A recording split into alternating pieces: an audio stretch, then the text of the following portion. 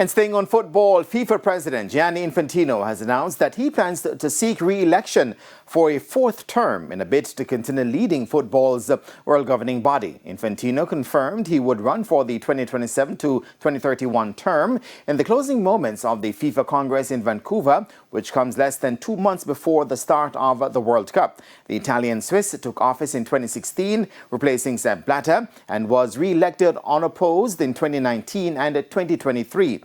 Infantino has pushed for the expansion of FIFA competitions during his tenure, with this year's World Cup in North America the first to feature 48 teams, while the women's tournament in 2023 has been expanded to 32 teams. However, Infantino's tenure has also drawn some criticism over issues such as high World Cup ticket prices and the decision to award the inaugural FIFA Peace Prize to U.S. President Donald Trump at the World Cup draw in December.